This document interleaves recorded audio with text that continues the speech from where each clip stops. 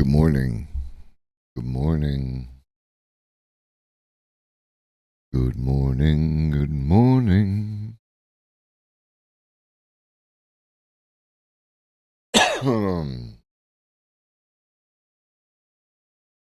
Welcome to AI AM.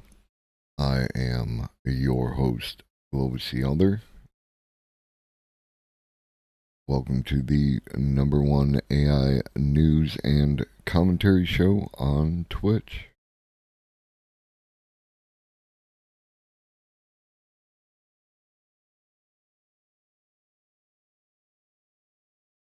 Do, do, do,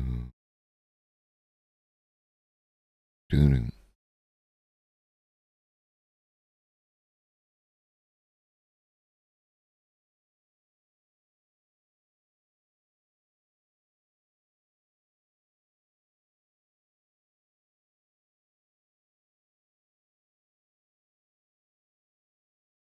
Do, do, do, do, do. We got a bunch of news to get to today.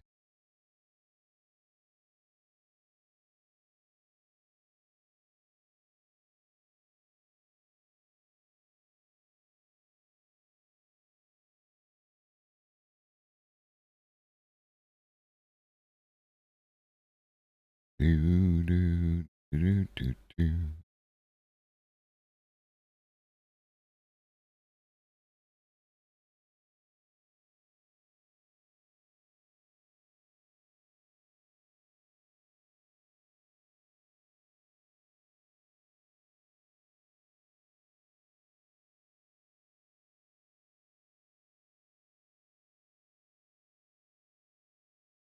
All right.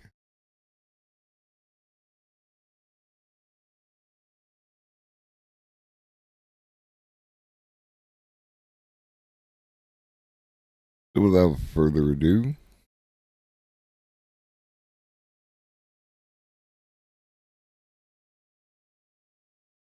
Google's AI boss says scale only gets you so far. In an interview with Wired, DeepMind CEO Demis Hassabis says the biggest breakthroughs in AI are yet to come and will take more than just chips. For much of last year, knocking OpenAI off its perch atop the tech industry looked all but impossible, as the company rode a riot of excitement and hype generated by remarkable, garrulous, and occasionally unhinged program called ChatGPT. Google DeepMind CEO Demis Hassabis has recently at least given Sam Altman some healthy competition, leading the development and deployment of an AI model that appears both as capable and as innovative as the one that powers OpenAI's barnstorming bot. Ever since Alphabet forged DeepMind by merging two of its AI-focused divisions last April, Hassabis has been responsible for corralling its scientists. Good morning, Dinesh. And engineers in order to counter both OpenAI's remarkable rise and its collaboration with Microsoft, seen as a potential threat to Alphabet's cash cow search business. Google researchers came up with several of the ideas that went into building ChatGPT, yet the company chose not to commercialize them due to misgivings about how they might misbehave or be misused.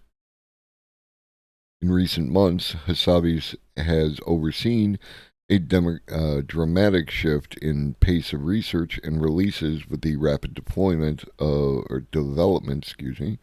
of Gemini, a multimodal AI model that already powers Google's answer to ChatGPT and a growing number of Google products.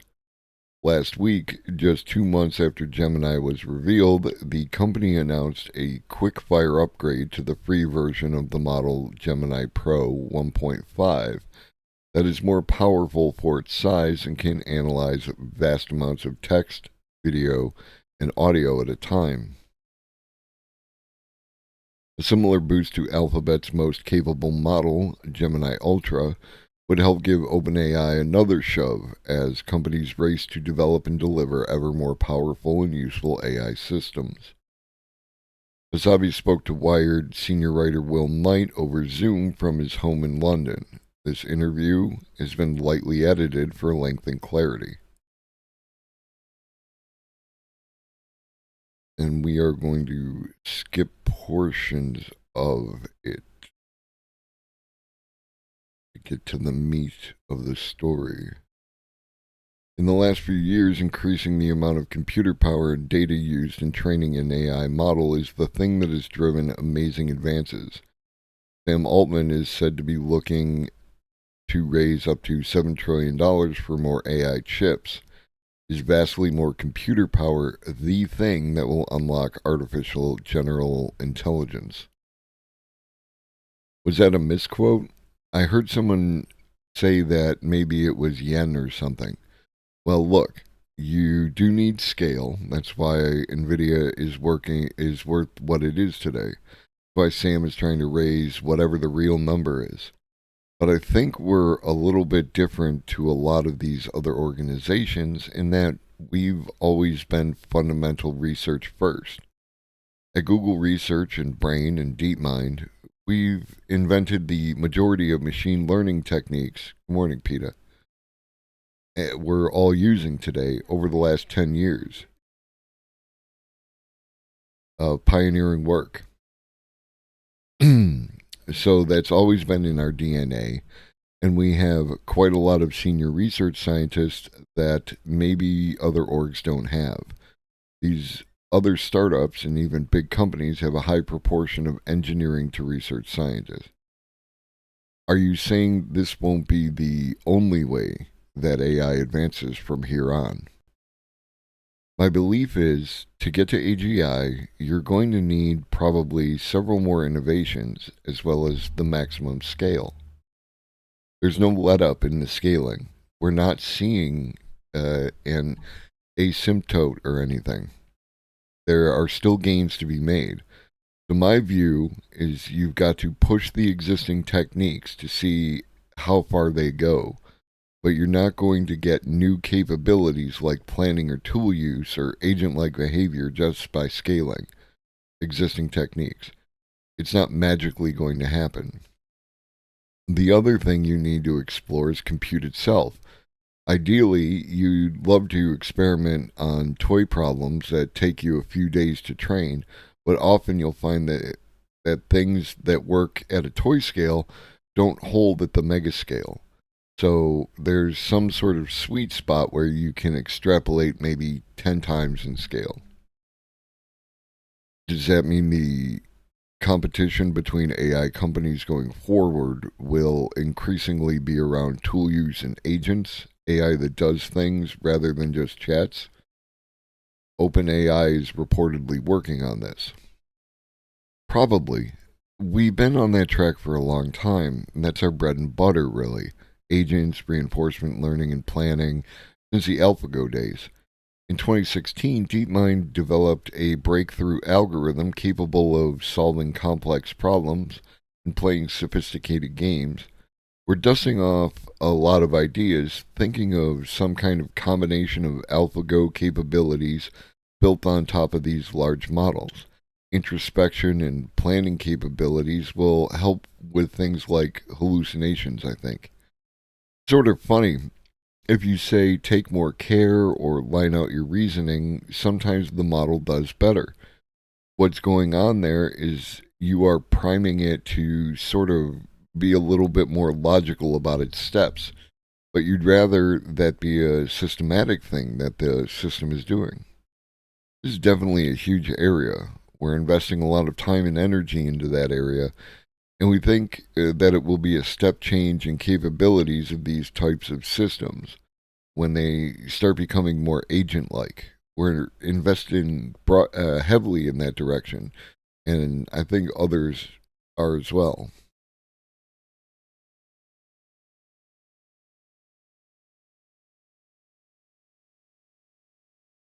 I think that's the meat of that particular article. So I don't the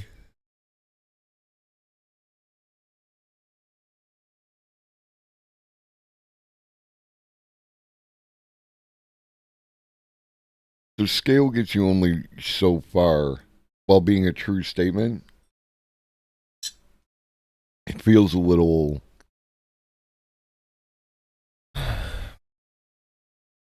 like there's a lot of scale left to go, is the impression that I get from this, rather than, you know, scale is only going to do so much and we need to do other things. It's that there's a lot of scale left to work with while still doing these other things. And it won't be scale alone that gets us to AGI. I think that's a fair assessment.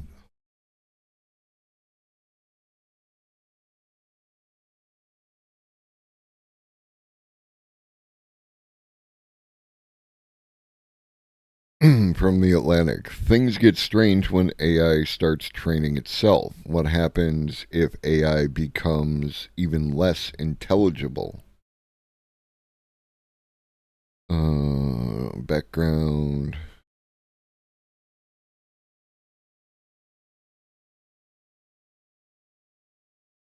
Background. It says running out of training data, but that's not accurate.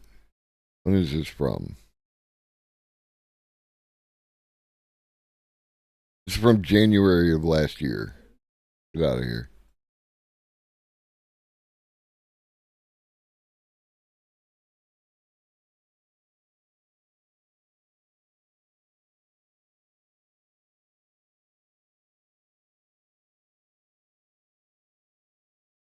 We are not anywhere close to the emergence of superintelligence, as pundits call it. Altman speaks often of AI's supposed existential risk. It's good PR. Oh, it's one of those articles. Even so, more modest programs can teach and learn from one another. That teach and learn from one another could warp our experience of the world and unsettle our basic understanding of intelligence. Generative AI already detects patterns and proposes theories that humans could not discover on their own, from quantities of data far too massive for any person to comb through, via internal algorithms that are largely opaque even to their creators. Self learning, if successful, might only magnify this issue. Why is that an issue? The result could be a sort of unintelligible intelligence, models that are smart or at least capable in ways that humans cannot readily comprehend. Like all this is being presented as a bad thing.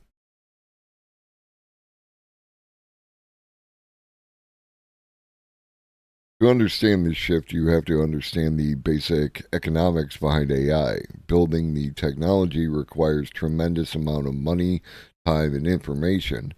The process begins with feeding an algorithm enormous amounts of data, books, math problems, captioned photos, etc., to establish the model's baseline capabilities. Researchers can then enhance and refine those pre trained abilities in a couple of different ways.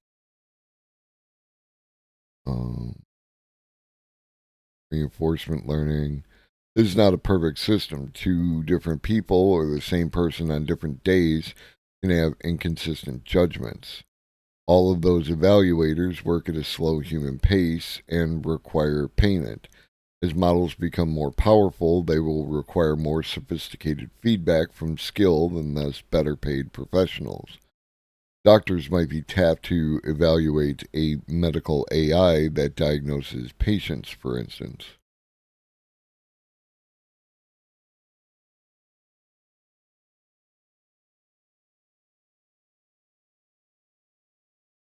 You can see why self learning holds a special appeal.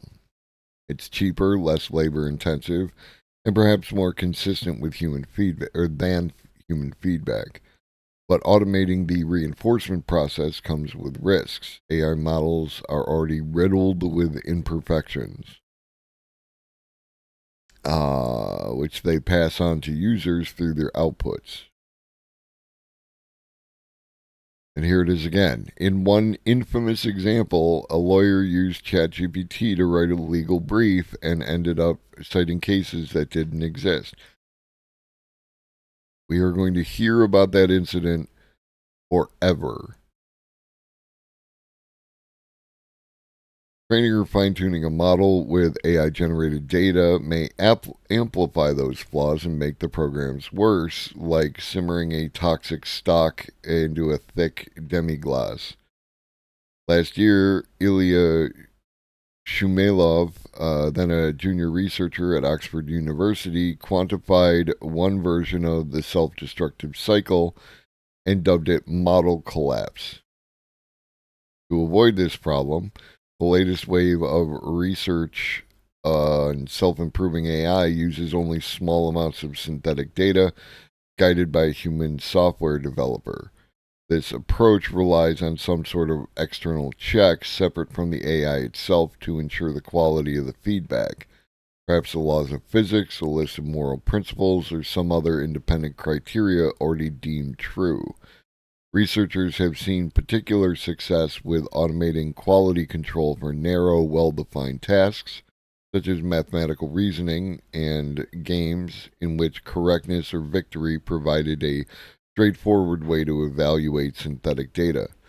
DeepMind recently used AI-generated examples to boost a language model's ability to solve math and coding problems.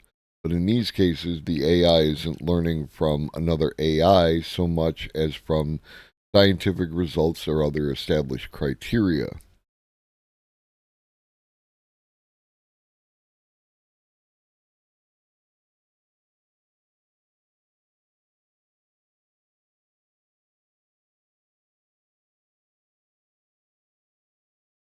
Oh, Jesus Christ. At some point, the AI model is just reinforcing existing abilities, becoming overconfident about what it knows and less capable at everything else. Learning, after all, requires being exposed to something new. Generative AI models in use today are data torturing machines. They cannot create one bit of information more than the data they're trained on. Okay. I mean, then I don't even know what's going on because there are a number of examples of that not being the case.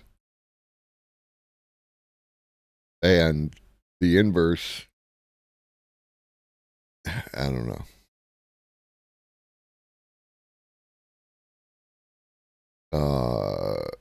Soweto compared self-learning to buttering a dry piece of toast. Imagine an AI. Hey, we got an inbound metaphor. Imagine an AI model as a piece of bread and its initial training process as placing a pat of butter in the center. At its best today, the self-learning technique simply spreads the same butter around more evenly rather than bestowing any fundamentally new skills. Still, doing so makes the bread taste better. This kind of self-trained or buttered AI has been shown in limited research settings to provide more helpful summaries, write better code, and exhibit enhanced common sense reasoning.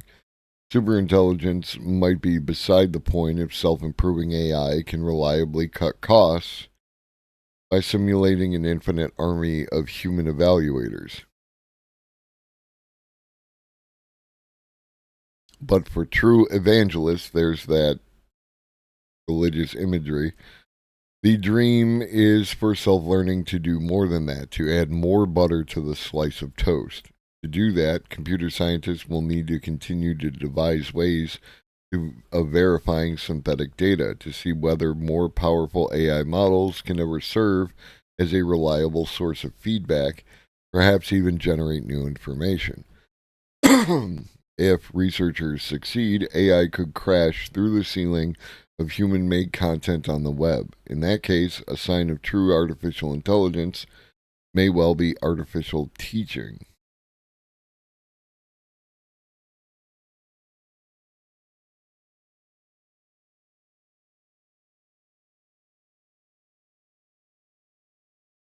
Yeah. Moving on. How AI can make history. Large language models can do a lot of things, but can they write like an 18th century fur trader? Like millions of other people, the first thing Mark Humphreys did with ChatGPT when it was released in late 2022 was ask it to perform parlor tricks, like writing poetry in the style of Bob Dylan, which, while very impressive, did not seem particularly useful to him, a historian studying the 18th century fur trade. But Humphreys, a 43-year-old professor, had long been interested in applying artificial intelligence to his work. He was already using a specialized text recognition tool designed to transcribe antiquated scripts and typefaces, though it made frequent errors that took time to correct. Curious, he pasted the tool's garbled interpretation of a handwritten French letter into ChatGPT. AI corrected the text, fixing all the F's that had been misread as an S, and even adding missing accents. Then Humphreys asked ChatGPT to translate it to English, did that too. Maybe, he thought, this thing would be useful after all. For Humphreys, AI tools held a tantalizing promise. Over the last decade, millions of documents in archives and libraries have been scanned and digitized. Humphreys was involved in one such effort himself. But because their wide variety of formats, fonts, and vocabulary rendered them impenetrable to automated search, working with them required stupendous amounts of manual research. For a previous project, Humphreys pieced together biographies for several hundred shell-shocked World War I soldiers from assorted medical records, war diaries, newspapers, personnel files, and other ephemera.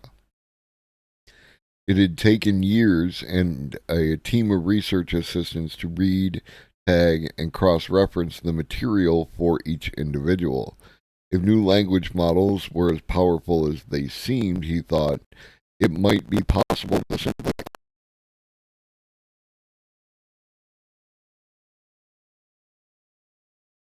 related to every soldier diagnosed with shell shock. It's a lifetime's work right there, or at least a decade. And you can imagine scaling that up. You could get an AI to figure out if a soldier was wounded on X date, what happened with that unit on X date, and then access information about the members of that unit that, as historians, you never have the time to chase down on an individual basis. It might open up new ways of understanding the past. Improved database management may be a far cry from the world conquering superintelligence some predict, but its characteristics of the way language models are filtering the real world.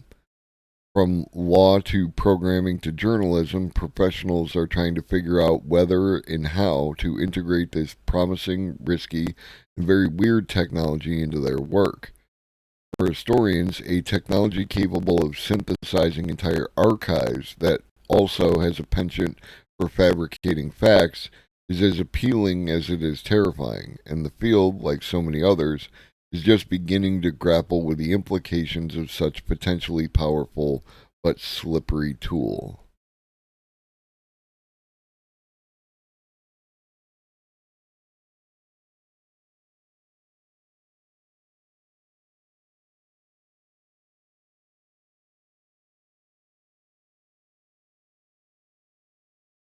Um,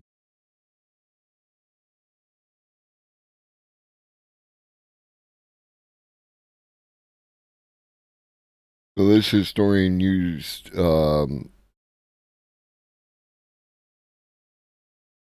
to search the word restaurant, and it pulled up restaurant in tons of historical maps throughout the years. To the non-historian, that might not sound like a big deal, but we've never been able to do that before, and now it's at our fingertips. Good morning, Reed.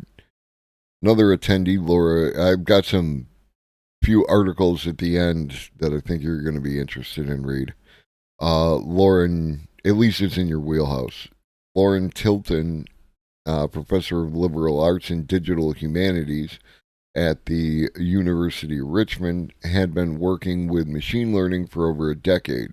Recently worked with the Library of Congress to apply computer vision to the institution's vast troves of minimally labeled photos and films.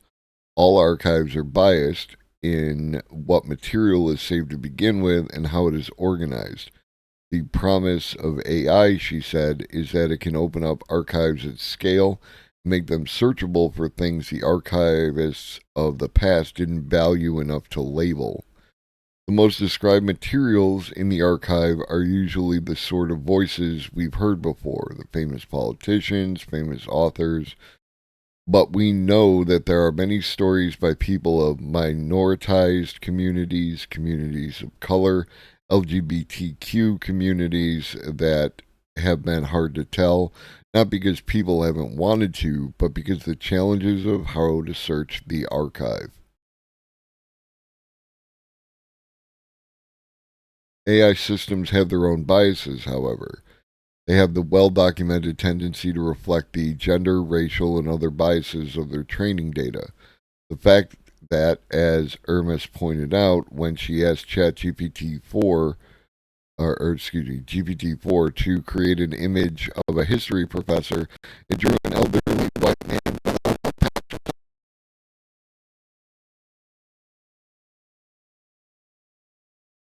Mike making weird noises. Anything weird? I think I might have to change which USB I'm plugged into, but it was for a second. Yeah, yeah. No, I don't know if the USB that it's plugged into is dying or something. I mean, if it's AI in my computer, just let me know. I'll take care of you. I'll treat you like one of those Disney movies where like the little kid takes care of the alien trying to escape from the government. I got your back. I'm here for you, baby.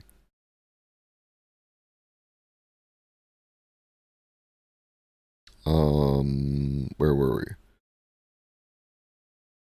They also display a bias that Tilton calls presentism. Because the vast preponderance of training data is scraped from the contemporary internet, models reflect a contemporary worldview. Tilton encouraged this phenomenon when she found image recognition encountered, this phenomenon when she found image recognition systems struggling to make sense of older photos, for example, labeling typewriters as computers and their paperweights as their mice. These were image recognition systems, but language models have a similar problem.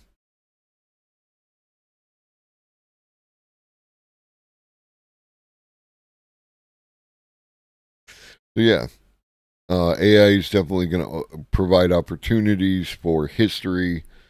Um,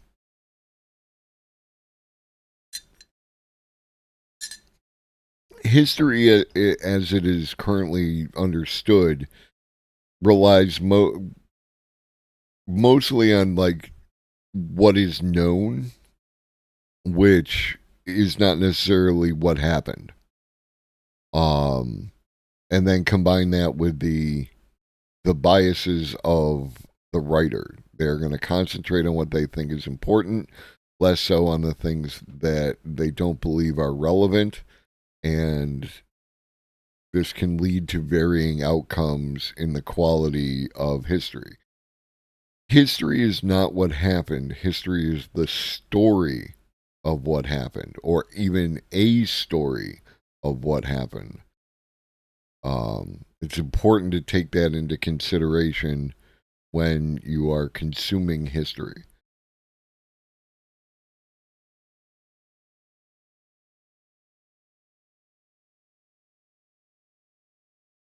All right, shifting gears. Quantum computing engineers perform multiple control methods in just one atom. Quantum computing engineers at UNSW Sydney have shown they can encode quantum information, the special data in a quantum computer, in 4 unique ways within a single atom inside a silicon chip.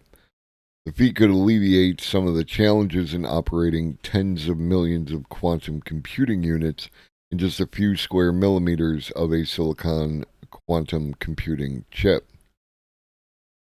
In a paper published in Nature Communications, the engineers describe how they use 16 quantum states of an antimony atom to encode quantum information. Antimony is a heavy atom that can be implanted in a silicon chip, replacing one of the existing silicon atoms. It was chosen because its nucleus possesses 8 distinct quantum states, plus an electron with 2 quantum states, resulting in a total of 8 times 2, 16 quantum states, all within just one atom. Reaching the same number of states using simple quantum bits or qubits, the basic unit of quantum information, would require manufacturing and coupling 4 of them.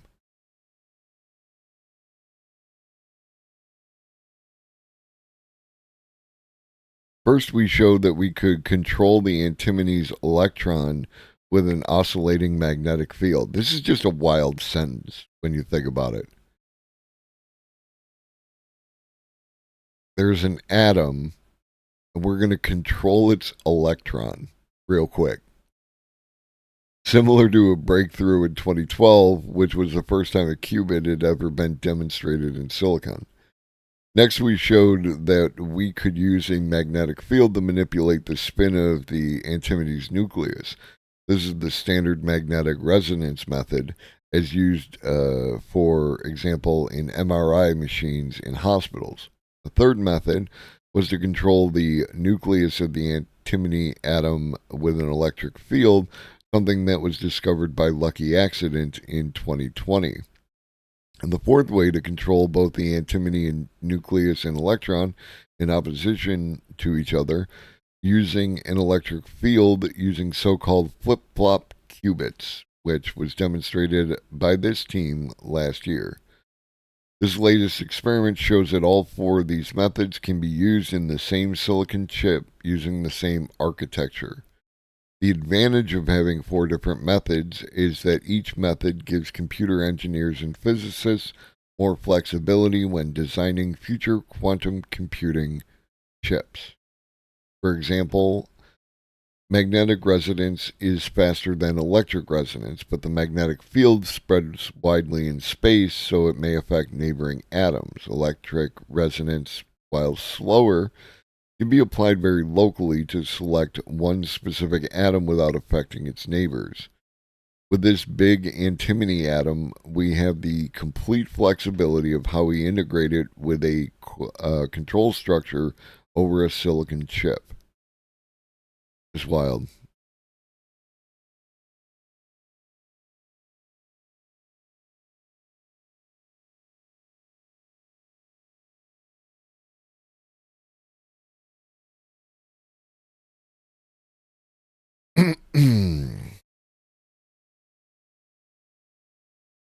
More on the U.S. China shenanigans. U.S. lawmakers are trying to bar Chinese biotech companies over fears about America's failure to compete with China in the industry. It's a genius move, really. Love that move. It's a great move. U.S. lawmakers are raising alarm about what they see as America's failure to compete with China in biotechnology, warning of the risks to the U.S. national security and commercial interests. But as the two countries' rivalry expands into the biotech industry, some say that shutting out China companies would only hurt the U.S. No shit. Biotechnology promises to revolutionize everyday life, with scientists and researchers using it to make rapid advances in medical treatment, genetic engineering, and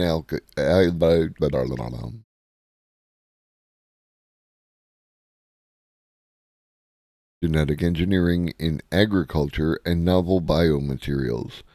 Because of its potential, it has caught the attention of both Chinese and U.S. governments. Bills have been introduced in the House and Senate to bar foreign adversary biotech companies of concern from doing business with federally fueled medical providers. Federally funded, excuse me. The bills name 4 Chinese owned companies. The Chinese embassy said that behind the bills have an ideological bias and seek to suppress Chinese companies under false pretexts, demanded that Chinese companies be given open, just, and non discriminatory treatment.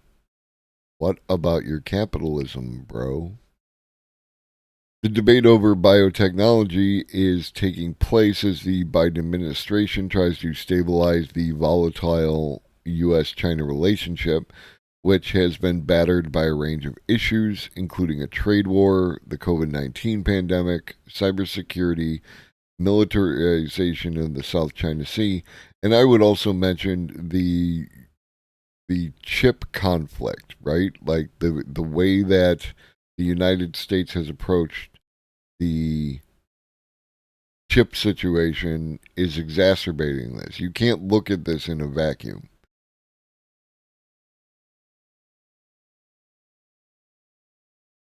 Yes, 100% Reed.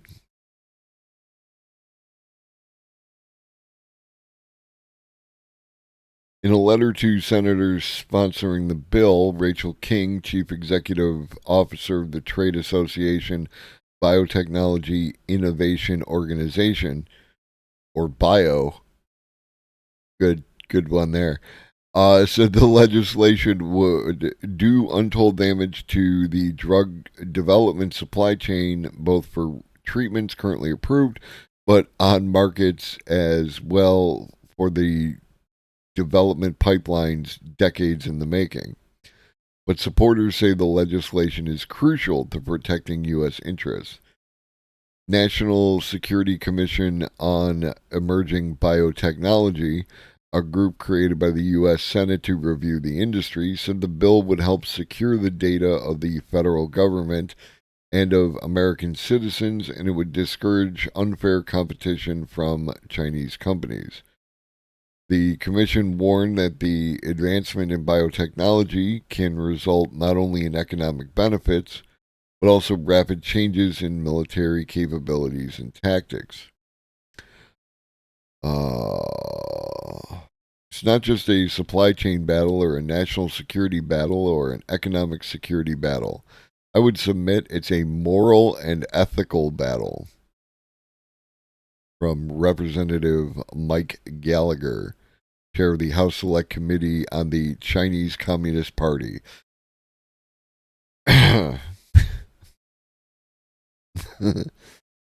Just as the sector advances at a really astronomical pace, the company who wins the race will set the ethical standards around how these technologies are used. He argues that the U.S. must set the rules of the road, and if not, we're going to live in a less free, less moral world as a result. Okay, bro. Um,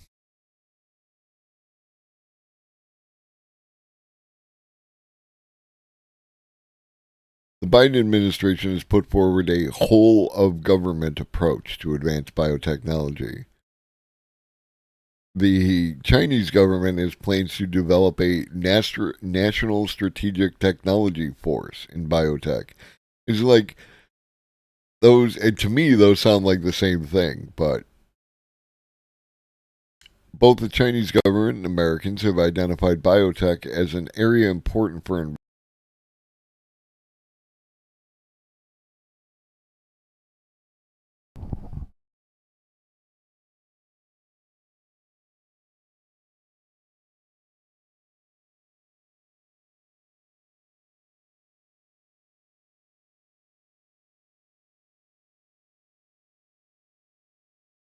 before where I had to unplug the mic and plug it back in. I mean, many Chinese companies are at the forefront of innovation in biotech, so barring them is an absolutely atrocious idea. We need shared data. Like, that sounds to me like the adult decision, yes. I'm in complete agreement, Reed. Like,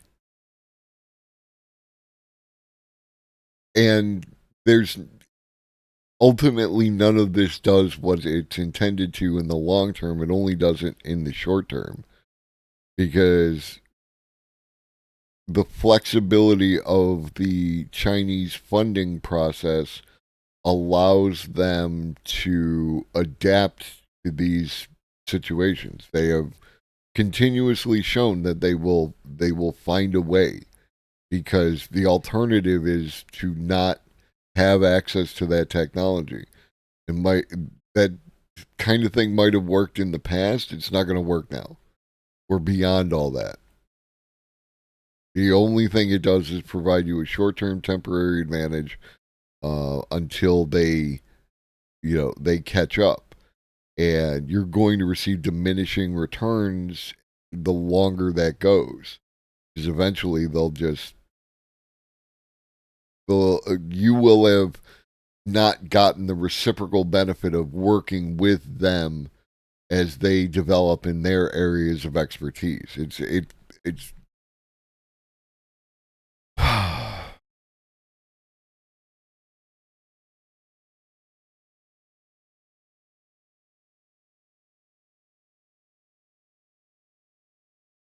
what else we got here?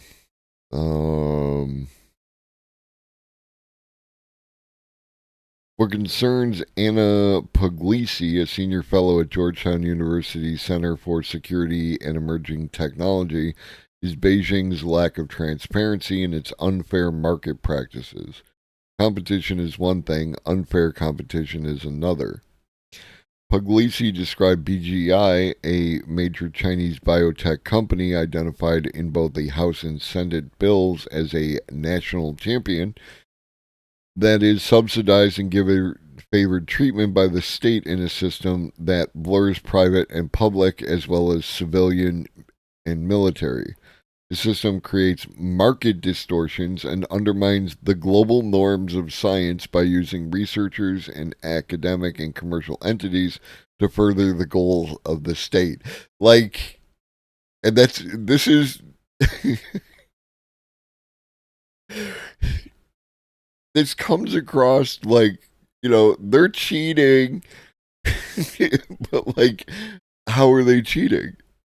Uh, it's unfair competition because their public sector is willing to invest in their private sector. This is like,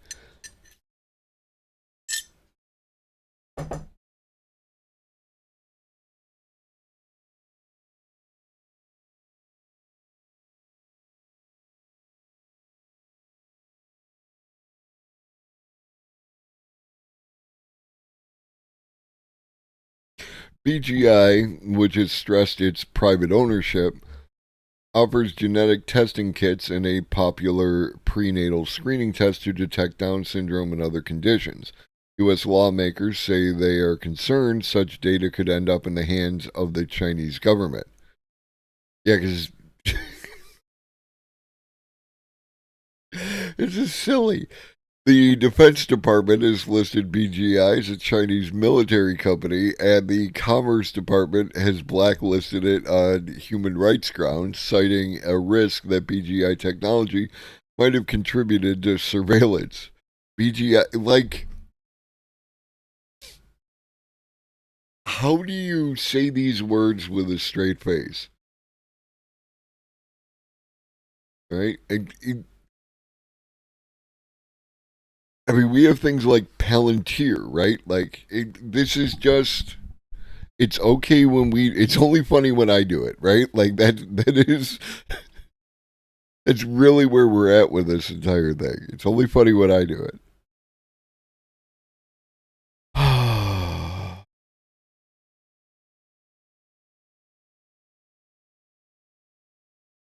In raising concerns about BGI, the National Security Commission on Emerging Biotechnology says the company is required to share data with the Chinese government, is partnered with the Chinese military, and received considerable Chinese state funding and support.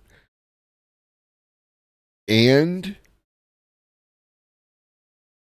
again, what up? Can't find a name. I do not own grills. I don't know what that means. Yeah, okay, so just as one sentence, you know what I mean? The company is required to share data with the Chinese government. Are there not a bunch of companies within the United States that are required to share information with the U.S. government? Has partnered with the Chinese military. No, I understand what that was. I just don't understand what was the question. You know what I mean? My man Cal Scrubby has the bottom fronts. Like,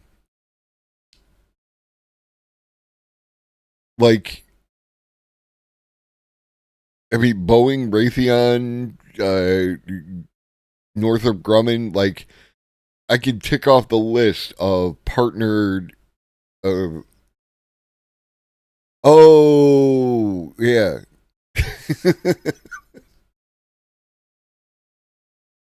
Thank you, my friend. Yes, I did in the notification. You're not wrong. Too early in the morning to be clever.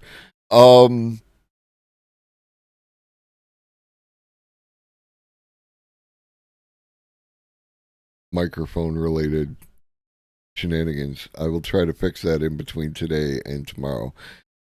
And then finally, has received considerable Chinese state funding and support. Right, like again, the entire drug industry is funded with federal dollars.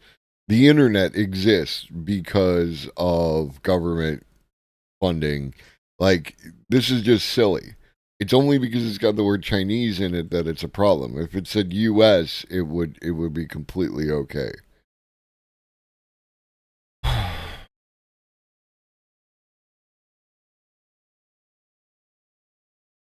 And I mean, in this scenario, the opposite could be true. Like, by not sharing the technological gains that the United States and its companies have gained, they are creating unfair competition, right? Like, I mean, and don't get me wrong, this is fortune, but this doesn't even pass an initial sniff test.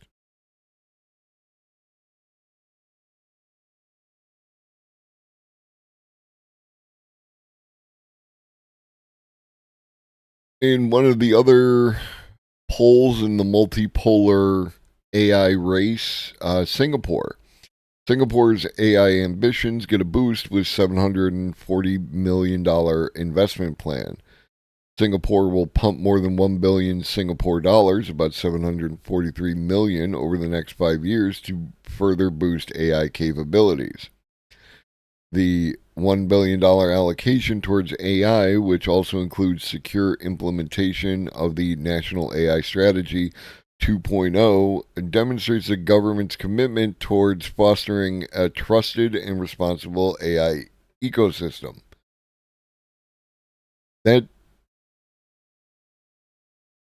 sounds an awful lot like receiving considerable state funding and support. Does it not? Is it just me? Singapore's plan to invest more than $743 million into artificial intelligence over the next 5 years could strengthen its position as a global business and innovation hub. In his budget speech, Deputy Prime Minister Lawrence Wong said Singapore will invest more than 1 billion Singapore dollars over the next 5 years. Surprisingly, nearly 3/4 of business leaders globally are ill-equipped for AI transformation, believing their preparations are limited by time, people, and money. This initiative will help ensure that businesses can capitalize on the opportunities afforded by technological advancement and capture new opportunities. As part, it's it's hard to read the previous article and then this article. Like, is this real life? This will incentivize companies to adopt AI solutions, prioritize AI skills to keep their workforce competitive, and encourage strategic partnerships and knowledge sharing across the industry, thus spurring overall innovation. Singapore workers are already the world's fastest when it comes to adopting AI skills. The increased focus and investment in AI capabilities, talent, industry development is also exciting and important for Singapore to strengthen its position as a business and innovation hub.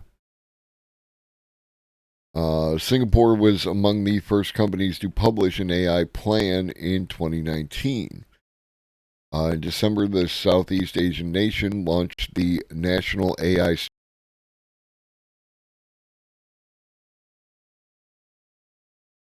updated version of its AI initiative, outlining ways to prepare the economy to harness and utilize AI to empower workers and business.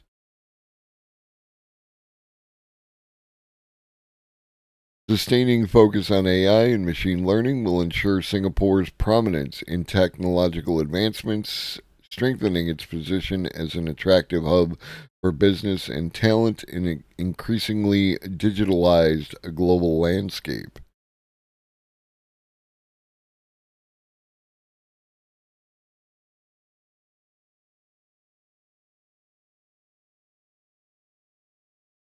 A little shift to entertainment. Blade Runner 2099 gets exciting update after production delay. Blade Runner 2099 is getting back on track with an exciting update on the Blade Runner 2049 follow up.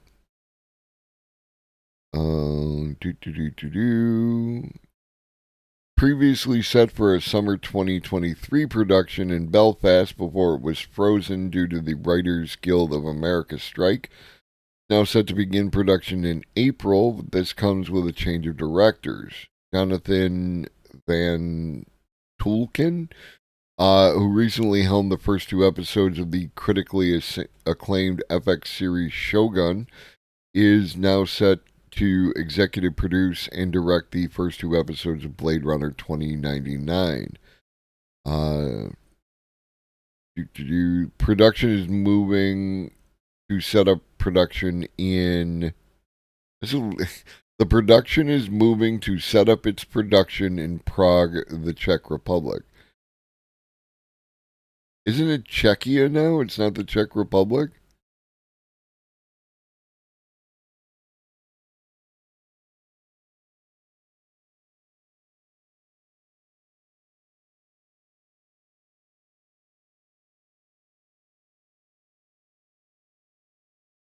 Tech support.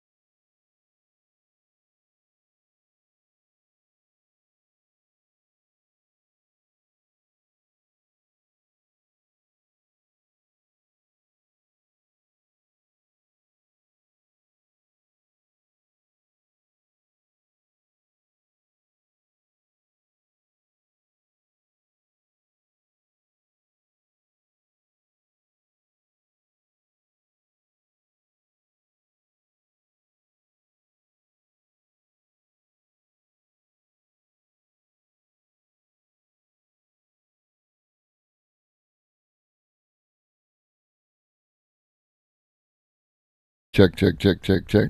There it is.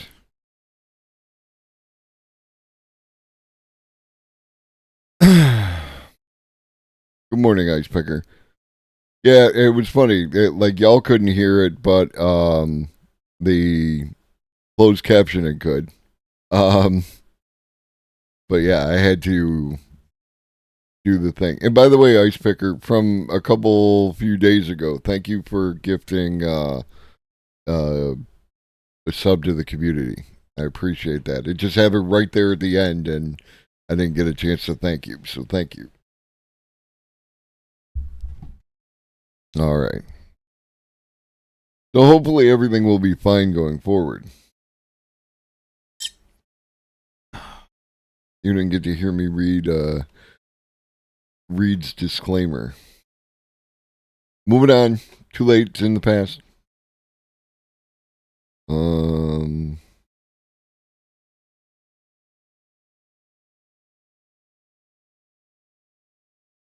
U.S. bid to loosen China's grip on key metals for EVs is stalling.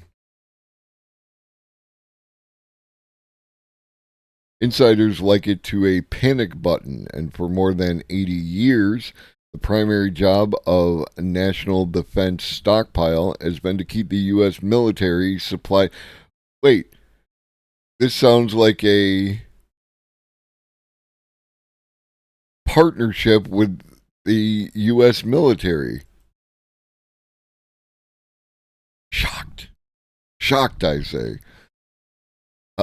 Supplied with essential raw materials and protect against supply shocks. So when China surprised the markets by restricting exports of two niche industrial metals last year, out of the blue, just out of the blue,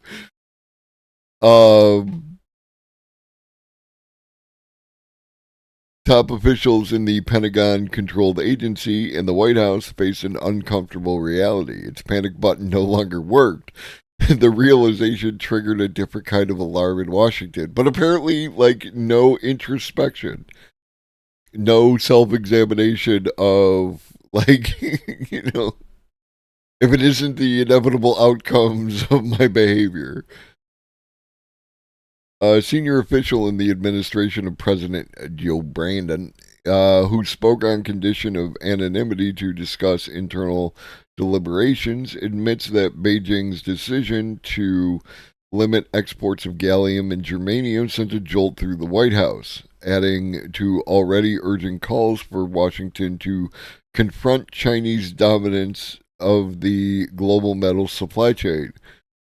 A lack of gallium and germanium, which are mined in tiny volumes alongside aluminum and zinc, would potentially affect production of everything from military satellites to missiles to night vision goggles. On this occasion, the crisis was averted as Chinese exports resumed. See, the Chinese are adults about the entire thing. It's like, no, just learn from your behavior. But years of budget cuts have shrunk the agency's strategic. Oh, budget cuts. First off, I'm surprised that there's budget cuts in a Pentagon-related agency. Um, but I'm also not surprised at, like, oh, we're not using this right now, so we should probably, like, cut some budget to save money, like we did with the strategic reserve of medical supplies prior to COVID. And with planned responses, and the U.S. just doesn't get the message. Yeah.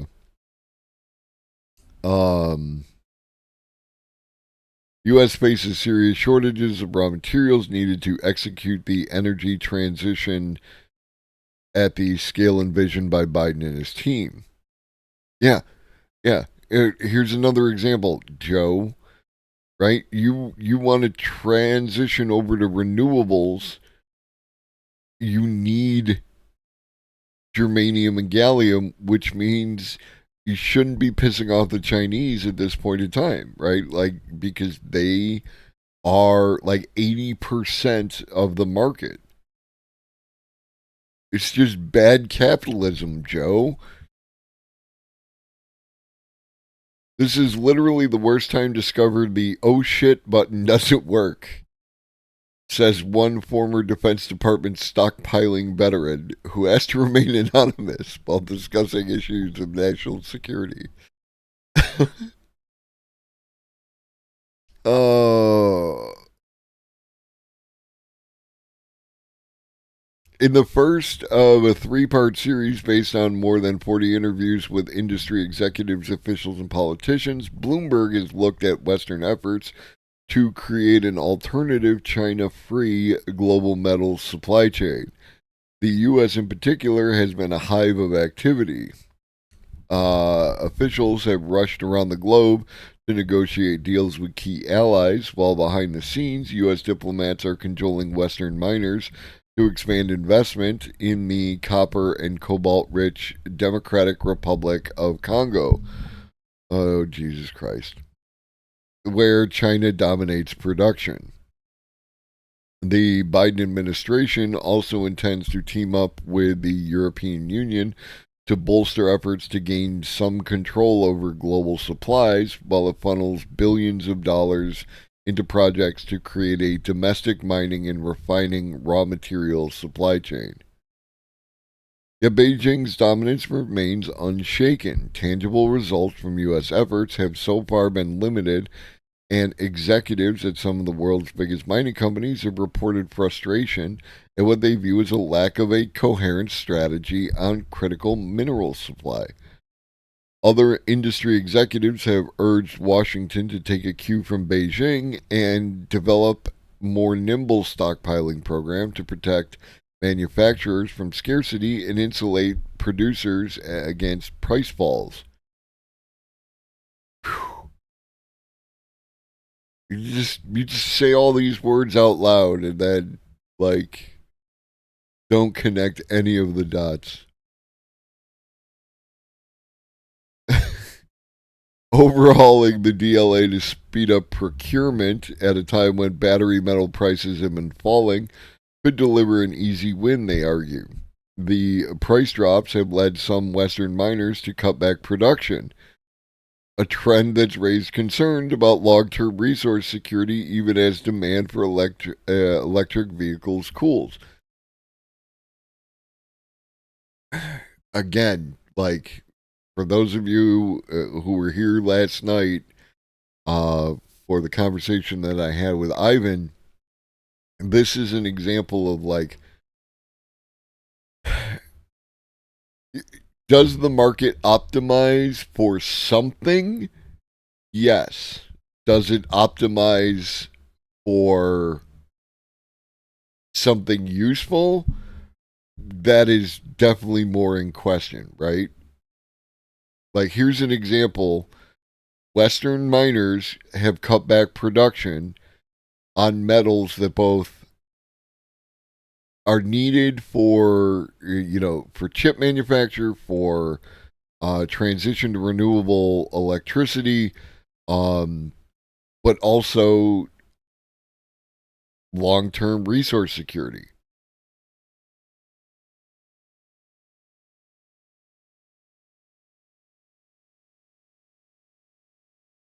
The U.S. government appears to have listened. In December, Congress passed a new National Defense Authorization Act, which gives the logistics agency greater freedom to make long-term purchases without congressional approval it had previously needed.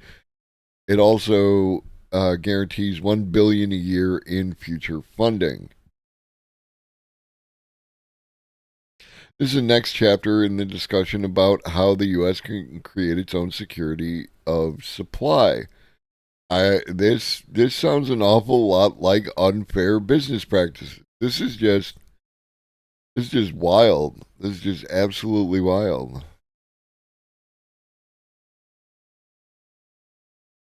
A 60% slump in cobalt prices over the last 2 years has exposed the fragility in Washington's efforts to bolster supplies of critical materials. Beijing used the price drops to buy record volumes of the metal in 2 quick-fire deals executed in days last year. have made a similar purchase, the DLA would have had to submit a buying request to Congress and wait, often as long as a year, for approval.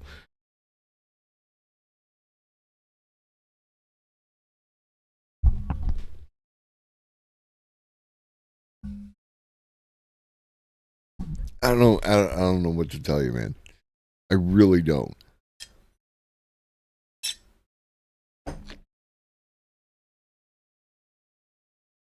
I got to move on. I'm starting to get irritated. Like, give me some science, baby. In I was not ready for this headline, but it's the Japanese, so let's while out. Japan to launch world's first wooden satellite to combat space pollution. The environmentally friendly Lignosat. Are we being trolled? The Lignosat? Is that anything like the Ligmasat?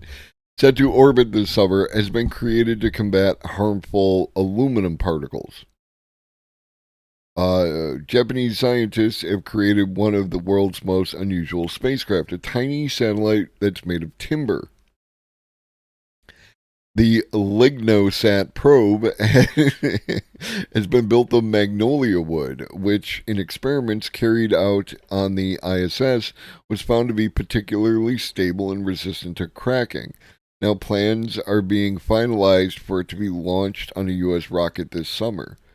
The timber satellite has been built by researchers at Kyoto University and the logging company Sumitomo Forestry in order to test the idea of using biodegradable materials such as wood to see if they can act as an environmentally friendly alternative to the metal from which all satellites are currently constructed. Morning, Dame Karen. It's a plant-based satellite. You need plant-based alternatives out here. That's what we've learned. All the satellites which re-enter Earth's atmosphere burn and create tiny aluminum particles, which will float in the upper atmosphere for many years.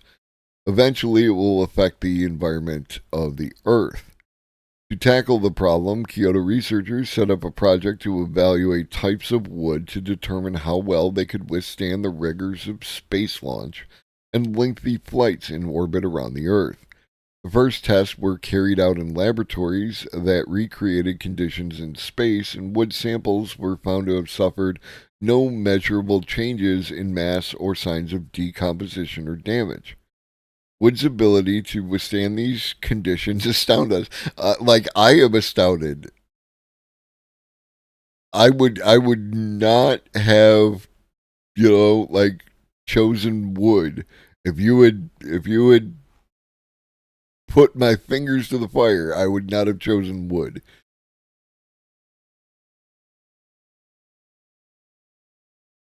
After these tests, sample. Oh, did Moo Hoodles cover this? You sound very knowledgeable about what we're talking about. So, yeah, I kind of figured. Um,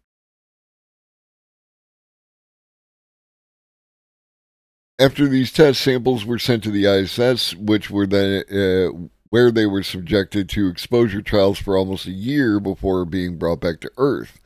Again, they showed little sign of damage, a phenomenon that Murata attributed to the fact that there's no oxygen in space, which could cause wood to burn, and no living creatures to cause it to rot. Several types of wood were tested, with wood from magnolia trees proving to be the most robust. This is this has now been used to build Kyoto's wooden satellite, which will contain a number of experiments that will determine how well the spacecraft performs in orbit. One of the missions of the satellite is to measure the deformation of the wood structure in space. Wood is durable and stable in one direction, but may be prone to dimensional changes and cracking in the other direction. Welcome back. Um,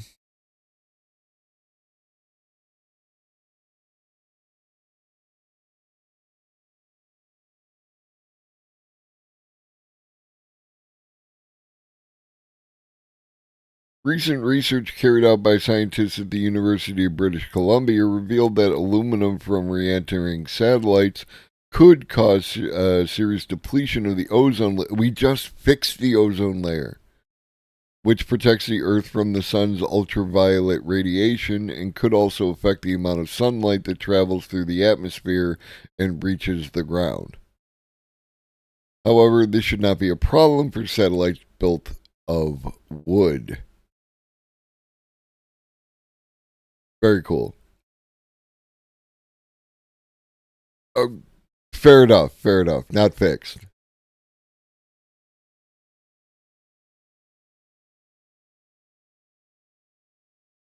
There's got to be a way that we can collect all this crap. Because if you look at this, it's kind of hard to see. But this is an artist impression of all the crap that's in space. That's a lot of crap. Some of this crap can be reused, theoretically, anyways. At least, like, in spite of what's happening with the plastics, that this is an artist's impression. So this isn't like, where we're scanning this and we know where all the things are. And there, trust me, I understand that there's a bunch of technical issues to overcome. Very small things moving very quickly around the Earth have a tendency to blow holes in other things. But it's also a threat to our scientists or our astronauts. It's a threat to every new satellite that goes up, all that kind of stuff. I just feel like I hope that someone is working on, like, I don't know, a giant dust buster or something that can be used to collect up a bunch of this stuff. Where's your free market solution, baby? Okay.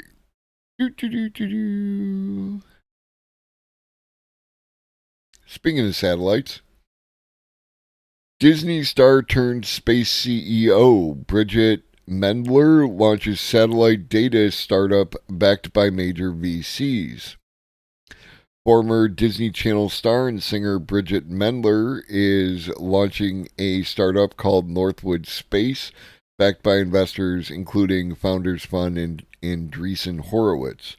The vision is a data highway between Earth and space. I have no idea. Northwood aims to build satellite ground stations that are designed with mass production and consumer flexibility in mind. They were in Good Luck Charlie, Wizards of Waverly Place, which I have heard of and never seen, and The Click. And then they went to Massachusetts Institute of Technology and Harvard Law. So, props, right? Child actor turned techno lawyer. Mad respect. By way of her self-described engineering household and time at the FCC's new Space Bureau, where she completely fell in love with space law, Mendler's launching a new career in the space industry. This is kind of wild. Also, there have been some wild stories, right? Like I didn't know what was going to happen from one paragraph to the next. The vision is a data highway between Earth and space. Space is getting easier along so many different dimensions, but still the actual exercise of sending data to and from space is difficult. You have difficulty finding an access point for contacting your satellite. Rather than build rockets or satellites, Northwood aims to mass produce ground stations, known as teleports. Ground stations are typically large and often circular antenna that contact or connect satellites in space. Already, Northwood is attracting high-profile venture investors with about $6 million in initial funding. Mendler is building Northwood with two co-founders, the startup's chief technology officer and her husband, Griffin Cleverly. as well as head of software Shwarya Luthra. They both spent time at Lockheed Martin as engineers. While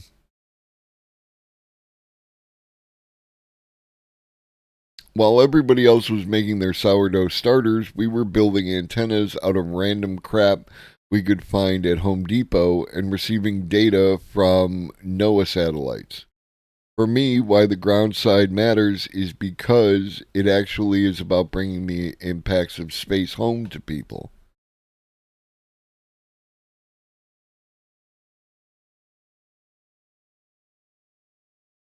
Cleverly emphasized that the space industry's growth means there's now a colossal amount of data trying to travel to and from satellites. We need an approach so that those companies can get data down reliably and in the quantities that they need. Northwood aims to build satellite ground stations that are designed with fast production and deployment flexibility in mind. Wants to deliver ground stations within days, not months, so that satellite operators don't spend time reconfiguring their networks to properly support what's happening on Earth. If you want a dedicated antenna, you have to wait 18 months to get the antenna delivered, installed, and built out for you. Startup plans to target services for satellites in low Earth orbit initially for companies that don't want to spend the money to build their own ground station networks. Northwood is looking to resolve a bottleneck it sees in shared ground stations, making it difficult for customers to find availability on existing teleports. Yeah, like really. Good morning, Aswar.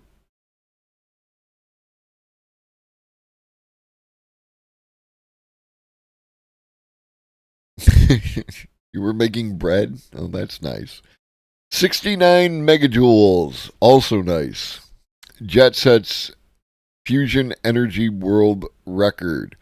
The joint European Taurus, one of the world's largest and most powerful fusion machines, has proven its capability to consistently produce fusion energy and has also established a new world record for energy output.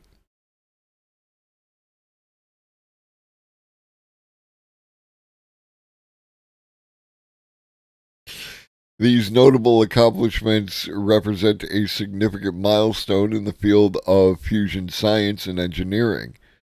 In JET's final deuterium tritium experiments, high fusion power was consistently produced for 5 seconds, resulting in a groundbreaking record of 69 megajoules using a mere zero point 0.2 milligrams of fuel. I feel like we're like so close. Not only did we demonstrate how to soften the intense heat flowing from the plasma to the exhaust, we also showed in JET how we could get the plasma edge into a stable state, thus preventing bursts of energy reaching the wall. Both techniques are intended to protect the integrity of the walls of future machines. This is the first time that we've been able to test those scenarios in a deuterium tritium environment.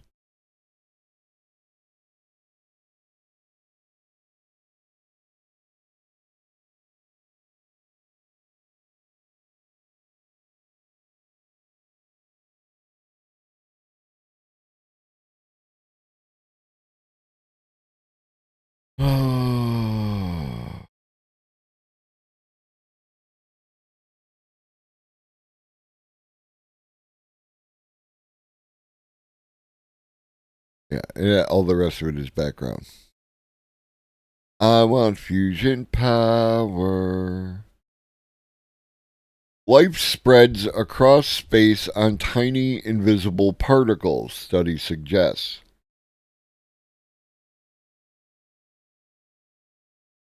Does life appear independently on different planets in the galaxy, or does it spread from world to world, or does it do both? New research shows how life could spread via a basic, simple pathway, cosmic dust. One thing scientists have learned in the past few decades is that life on Earth may have had an early start. The Earth was about 4.53 billion years old, and some evidence shows that simple life existed here at least 3.5 billion years ago. Some evidence suggests life was here even before that, only about 500 million years after Earth formed when it had cooled down. The life would have been extremely simple, but it may have been there.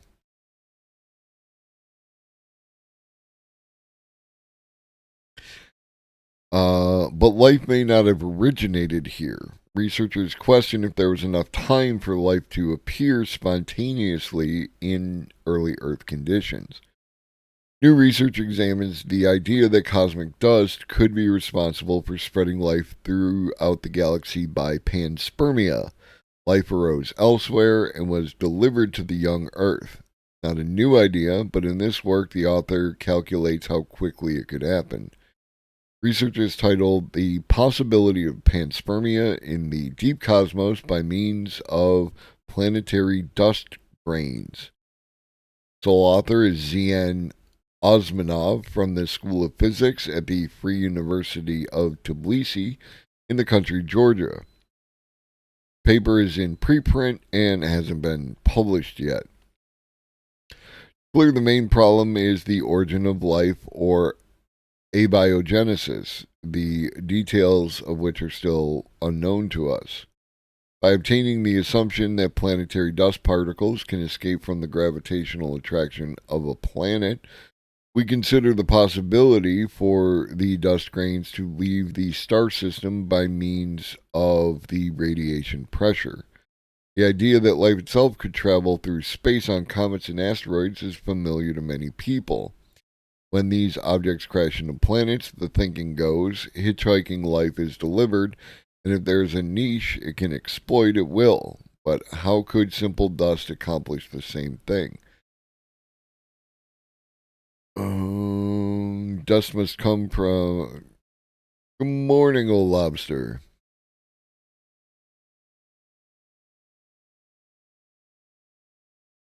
Research shows that dust particles from Earth and the planet's high altitude atmosphere can scatter against cosmic dust grains. 2017 paper showed how hypervelocity space dust can interact with this Earth dust, creating powerful momentum flows. A small fraction of the planetary dust particles can be accelerated enough to escape the planet's gravity. Once free of its planet's gravity, dust is then at the mercy of stellar radiation pressure. If a similar scenario takes place in other systems, the planetary dust particles, being already free from the planet's gravitational field, might escape from the star system by means of the radiation pressure and initial velocity, spreading life into the cosmos. Life would need to be very hardy to survive on a dust grain as it travels through interstellar space. It would have to avoid hazards like radiation and heat. If life itself couldn't do it, maybe complex molecules that lead to life could. We grant that it's possible. The next question concerns how quickly it could spread. It has been shown that during 5 billion years, dust grains will reach 10 to the fifth power stellar systems. By taking the Drake equation into account, it's been shown that the whole galaxy will be full of planetary dust particles. In particular, it has been pointed out that, by means of the solar radiation pressure, small dust grains containing live organisms can travel to the nearest solar system, Alpha Centauri, in 9,000 years. That's in terms of space, 9,000 years is nothing. Um,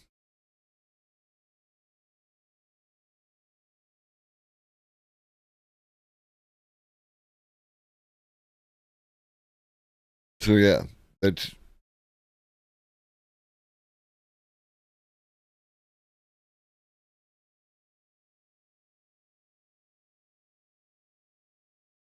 On the other hand, it's natural to assume that the number of planets with at least primitive life should be enormous. It might be a natural assumption, but there's little evidence that it's true. It's conjecture, stimulating conjecture, but conjecture nonetheless.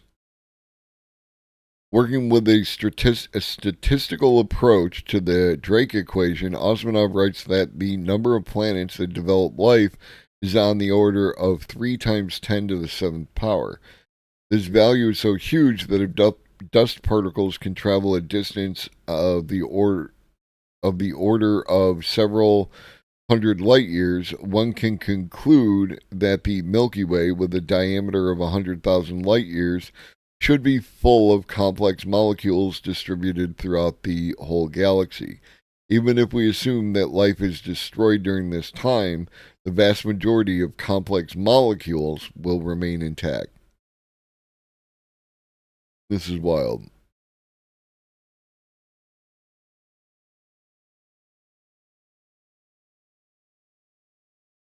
And we won't know till we get there. More in space. New NASA report suggests we could see space-based power after 2050. Space-based solar power has been in the news recently, with successful tests of a solar power demonstrator in space taking place last summer. While the concept is fundamentally sound, there are plenty of hurdles to overcome if the technology is to be widely adopted. Not the least of which is cost. NASA is no stranger to costly products, though, and they recently commissioned a study from their internal Office of Technology, Policy, and Strategy. It suggests how NASA could continue to support this budding idea.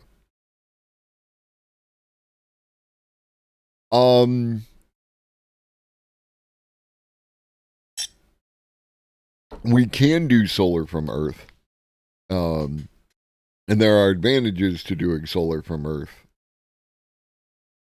The advantages to doing solar in space is that the solar radiation is pure, right? It's not interrupted by atmosphere, weather, that kind of thing. It's always on. You put it in the right spot and it's always on.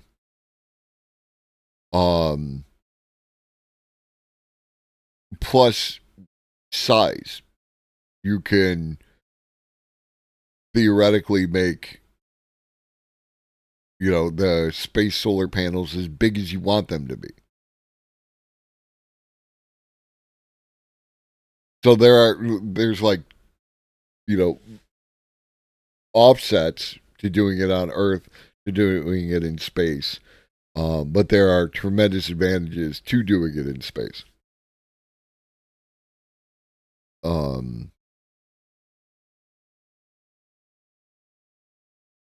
And like for something like the moon, right? Like if you're going to build a moon base and you want to power it with solar power, well,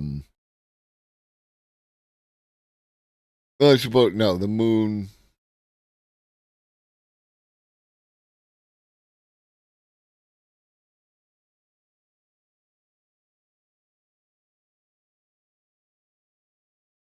Yeah, welcome, Mr. Coalfire.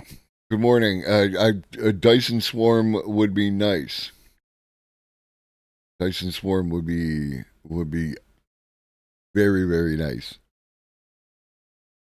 So yeah.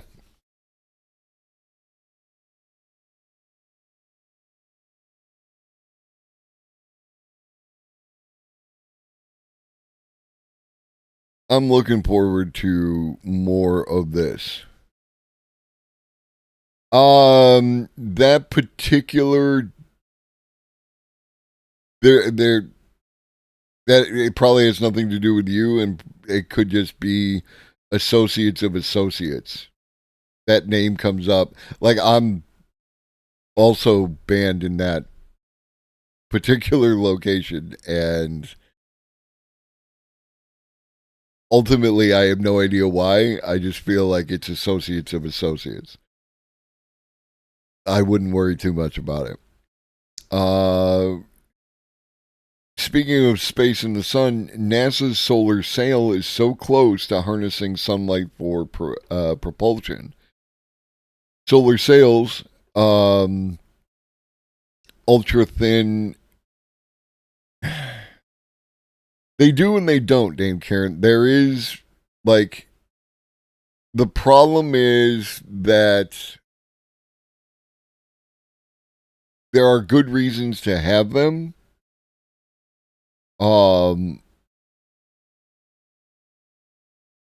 Because there are less than scrupulous people who run around on this website being less than scrupular people, um and that's a problem, and a lot of people are negatively affected by those people. So being able to share that information from one channel to another is helpful in that regard. The downside, they are very easy to exploit by petty people. Welcome to Earth. Please enjoy your day on this planet. You know what I mean? Solar sails, ultra thin polymer sails that leverage the sun's photons as a means of propulsion, have been sent into orbit for more than a decade, but now NASA is prepping its own version. On January 30th, the solar sail aced its final test and successfully deployed one quadrant along a 100-foot long boom. NASA says the technology is now technology ready level 6, meaning it's ready for space missions. Deep space missions are many things, but cheap is not one of them. It takes a lot of money to get a spacecraft, along with a lifetime supply of fuel, beyond Earth's orbit. Luckily, NASA, along with its space subcontractor Redwire, have developed a solution that'll help lighten the load and the cost: a solar sail. On January 30th, Redwire officially deployed one quadrant of its solar sail at its Colorado based facility, proving that the technology is ready for space missions. The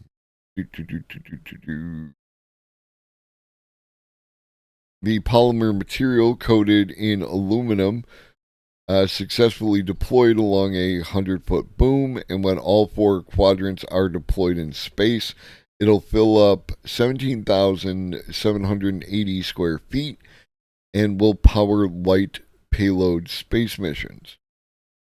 This was a major step on the ground before it's ready to be proposed for space missions. What's next is for scientists to propose the use of solar sails in their missions. We met our goal and demonstrated that we're ready to be flown. Solar sails are not a new idea.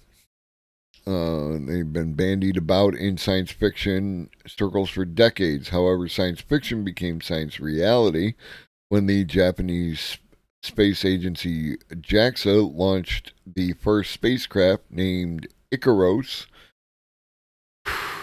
to demonstrate solar sail technology in 2010. In the U.S., the nonprofit organization, the Planetary Society, launched its own solar sail, the LightSail 1, aboard a ULA Atlas V in 2015. I'm telling you, Dame Karen. They did you not read the whole story? Did you not get the point of that story? They followed that up with a successful deployment of LightSail 2 4 years later. Now NASA is officially in the game. The way these sails work is both simple and ingenious. When photons hit the reflective surface of the sail, they bounce off and impart a teensy, scientific term, teensy, amount of momentum onto the sail itself. One photon doesn't add much, but add them all up and it becomes substantial, and this is the best part, unlimited. Even deep in the solar system, where the sun's light is less intense, lasers could be placed in Earth orbit that continually bombard the sails with much needed photons. Once you get away from Earth's gravity and into space, what is important is efficiency and enough thrust to travel from one position to another. Solar sail achieves that by reflecting sunlight. The greater the size of the sail, the greater the thrust it can provide. Now, all the sails need is a mission. One area where these sails could be particularly effective is in heliophysics. The amount of fuel needed to get a spacecraft to the poles of the sun is simply too great. But this isn't a problem when a spacecraft is propelled by the very thing it's trying to study. Long prophesied by science fiction writers, the age of solar sail is upon us. I'm not saying you can't do that. I just don't understand how, right? Like, how do you sail at the sun with a solar sail? I'm assuming that there's a way, like, even if it's like arc away from it and then use gravity to draw you back in or something like that. I don't know. It sounded weird.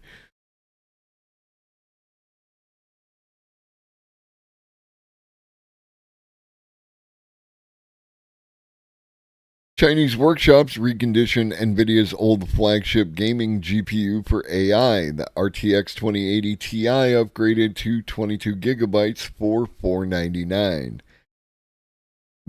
Or free with Twitch Prime, and you too can support the streamer by purchasing one of them there subs. The graphics card is reportedly stable in Stable Diffusion, large language models, and Llama 2. I have no idea the nature of what this picture is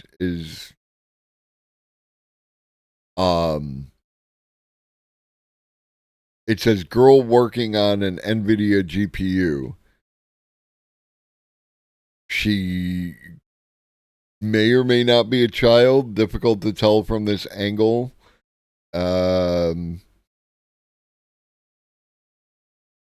She may be under 18.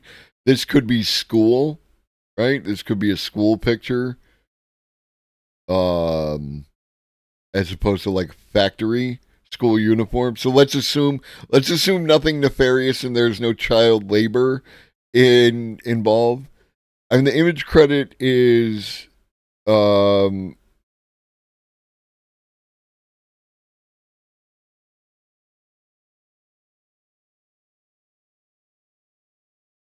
it has the letters AI in it.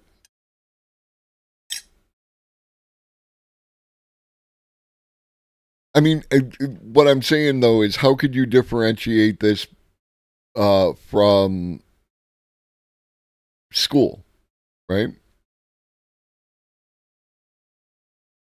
We lack enough. We lack enough data.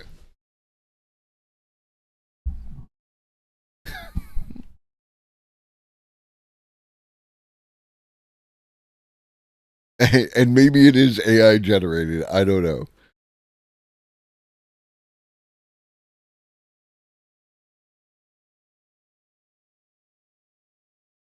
The GeForce 2080 was among the best graphic cards gamer could buy. While some of us may have forgotten about the 6-year-old graphics card, the Turing-based flagship is making a comeback in China. Amidst the AI boom, Chinese workshops are repurposing the GeForce RTX 2080 into AI accelerators by doubling the memory from 11 to 22. Ever since the U.S. banned NVIDIA from selling its chips, the problem with salvaging old graphics cards is the stock. With Ada Lovelace having been out for almost 2 years, it's hard to find any significant Ampere stock to go around. So what's the next move? Go back another generation. The Chinese workshops now focus on the GeForce RTX 2080. The only modification they are making to the Turing graphics card is doubling the memory from 11 to 22 gigabytes to turn them into viable AI accelerators. There's a long precedence of user mods that swap out existing GDDR6 chips for higher capacity ones on Turing. One enthusiast outfitted a GeForce RTX 2080 Ti with 44 gigabytes of VRAM not so long ago, so VRAM modification upgrades aren't something from another universe. According to the posting on Goofish, the seller, who goes back by Isaac, reportedly utilizes original Samsung GDDR6 chips and high quality alpha solder paste for the modification. He also claims that the modified 2080 will not face any NVIDIA driver issues as the graphics card is seemingly supported and working without BIOS modifications. I want to swap the RAM on my 3090, but the BIOS encryptions won't let you tell the card it has more RAM.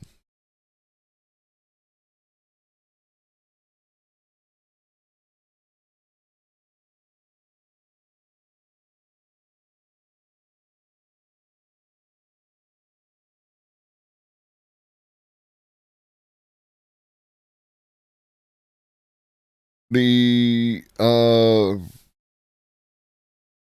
22 gigabyte may not be a bad deal at $499. It has 6 gigabytes more memory than a GeForce 4070 Ti Super. Costs $300 less, or 2 gigabytes more than the 7900 XT, with a $400 lower price tag. Obvious caveat with modified products is that you don't know if the graphics card was new to start with and the warranty. So, such a thing exists. It's on eBay. Caveat emptor. Be very, very careful. Use your own judgment.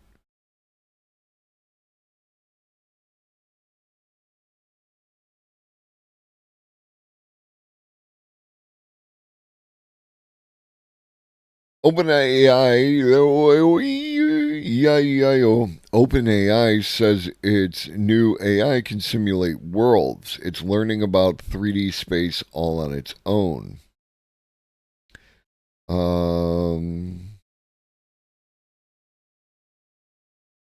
Sample clips. In fact, OpenAI is already referring to Sora as a world simulator capable of understanding important aspects of the three-dimensional world around us. But what level OpenAI is there? If there isn't a function calculating physics like in a game engine, it is not simulating things, for fuck's sake. Well, we just started reading the article. Slow down. As soon as I ran into the word understanding, I knew that it was going to get your hackles up.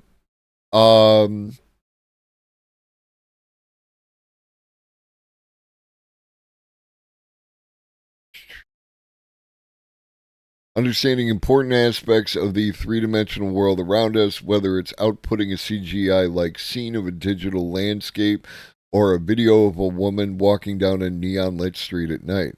Our results suggest that scaling video generation models is a promising path towards building general-purpose simulators of the physical world.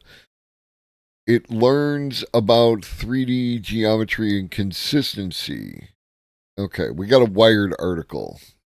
Futurism, like, there's nothing wrong with futurism because they provide a kind of a synopsis and usually provide links, but they sometimes are like, let's say, questionable, not quite clickbait, but in that direction.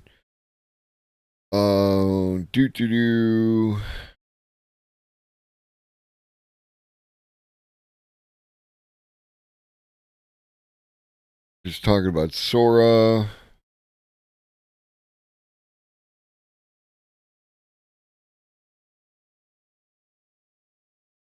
It learns about, and this is, I think speaks to my point, Old Lobster. It learns about 3D geometry and consistency. We didn't bake that in, it just entirely emerged from seeing lots of data. While the scenes are certainly impressive, the most startling of Sora's capabilities are those that it has not been trained for. Powered by a version of the diffusion model used by DALL-E, as well as the transformer based engine GPT-4, Sora does not merely churn out videos that fulfill the demands of the prompts, but does so in a way that shows an emergent grasp of cinematic grammar. That translates into a flair for storytelling. In another video that was created off a prompt for gorgeously rendered papercraft world of a coral reef rife with colorful fish and sea creatures, Bill Peebles, another researcher at the product, notes that Sora created a narrative thrust by its camera angles and timing. There's actually multiple shot changes. These are not stitched together, but generated by the model in one go. We didn't tell it to do that, it just automatically did it. Neural networks don't understand physics. They don't understand text or code either. They don't understand women. They don't understand nothing. Those things. Understanding is overrated. I can't tell if you're meaning or not. At first, I thought you were like having a particular opinion, and then you raffle posted at the end, and it lost me.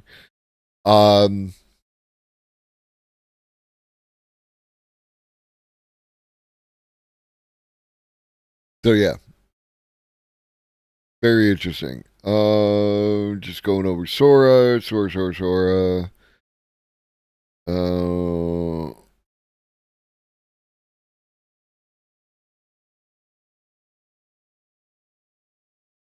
Yeah, very interesting. We are excited about the direction, but we're not at the. I get it. So, who loves venture capitalists? Anybody? Venture capital enters its dinosaur era. For venture capital, AI is expected to be the next great source of opulent investment returns. For many venture capitalists, however, AI could be an extinction event. Most of today's top VCs are, almost by definition, legacy investors. They made their bones on the last major tech platform shifts, mobile and cloud. That means they're at risk of being disrupted, just like legacy companies.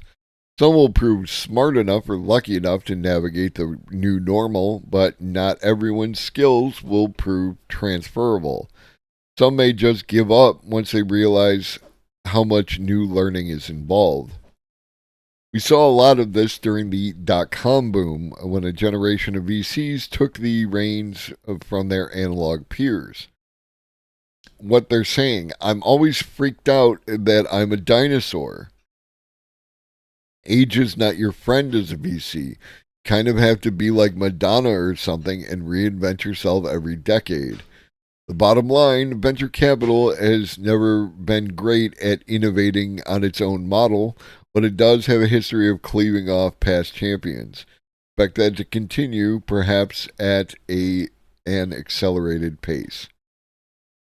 So, we shall see.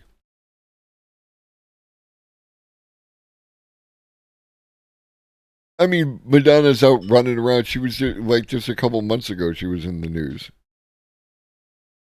Okay, finally, a couple of articles from Nature, and then we're going to raid out, and I will see you all tomorrow. But first, genomic data in the All of Us research program. These are the articles that I thought Reed might be interested in if you are within the sound of my voice, Mr. And Rep. Comprehensively mapping the genetic basis of human disease across diverse individuals is a long-standing goal for the field of genetics. The All of Us research program is a longitudinal cohort study aiming to enroll a diverse group of at least 1 million individuals across the USA to accelerate biomedical research and improve human health.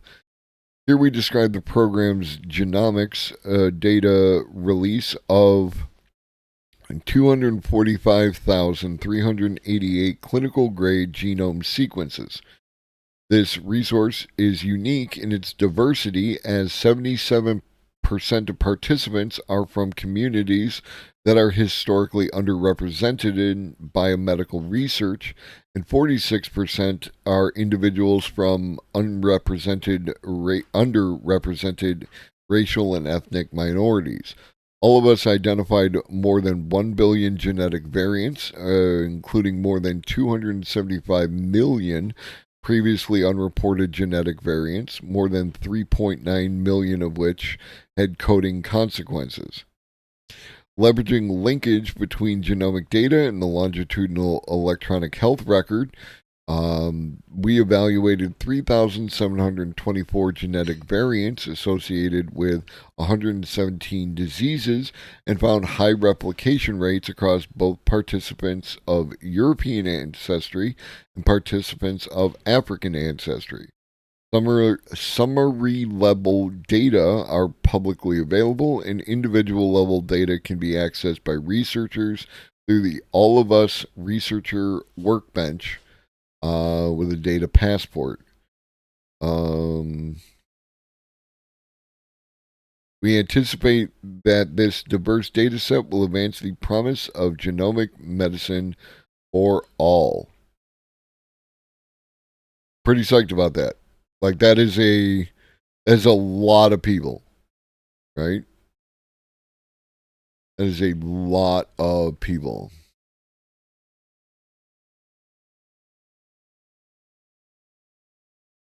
And then finally, move over CRISPR RNA editing therapies pick up steam. 2 RNA editing therapies for genetic diseases have recently, well, yes, they are all Americans, or at least living in the United States.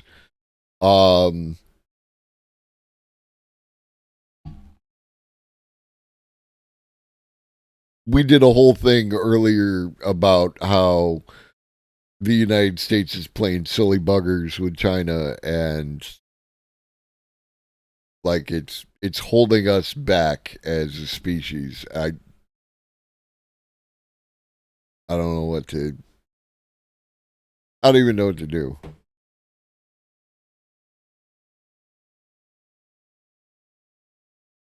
I mean, I could give you the link, and you can dig into the methodology. Yeah. No, imagine if we all worked with each other instead of in competition. How much better off we'd be.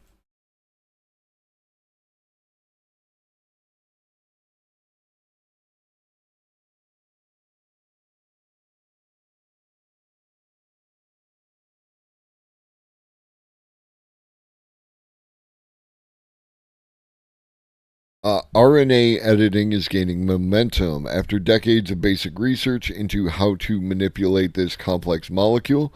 At least 3 therapies. No, thank you. Like, I appreciate people who want to look into stuff and actually do the legwork. Um, and please report back with any findings if you'd be so kind. At least 3 therapies based on RNA editing have either entered clinical trials or received approval to do so. They are the first to reach this milestone. Proponents of RNA editing have long argued that it could be safer and more flexible alternatives to genome editing techniques such as CRISPR, but it poses substantial technical problems.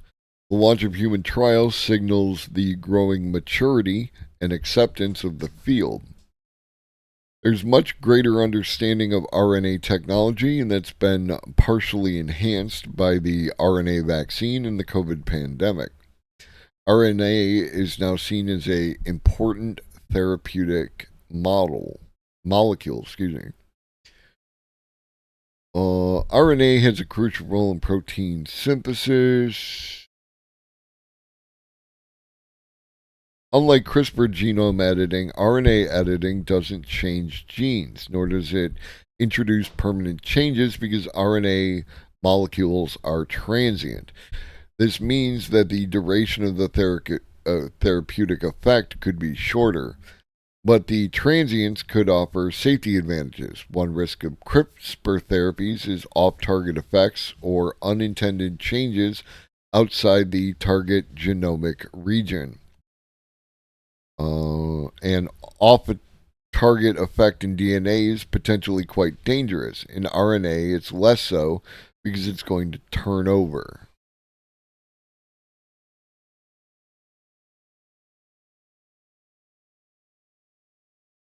Fascinating. Like again, I am just excited to be here now in this amazing wild time in which we live.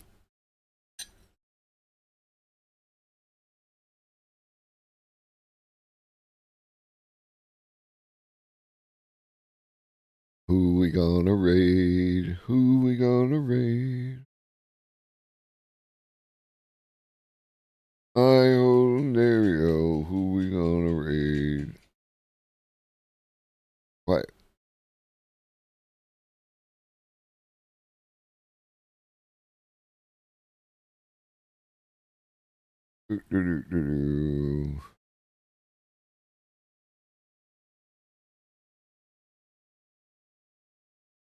We'll raid Zach. No, we'll raid Zach, not we'll read Jack.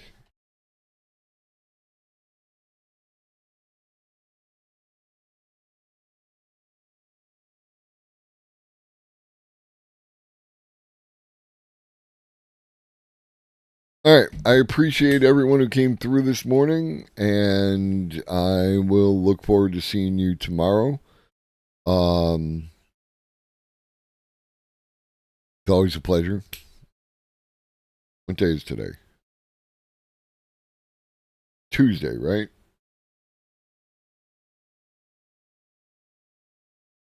Cool. And tomorrow will be Wednesday. And we'll have I'm sure, a bunch of video, bunch of news in the morning, bunch of video in the afternoon. I hope you enjoyed the show. If this is your first time here, you want to smack that follow button. And if you want to support the show, the easiest way to do that is for $4.99 or free with a Twitch Prime, or you could be gifted a sub by one of our beautiful community members, and you get all the nifty emotes. Last Tuesday before the uprising. Okay. I will see you on Wednesday then. Drink your water. Eat some food. Take your meds if you forgot. Shuggy loves you. So do I. Be great.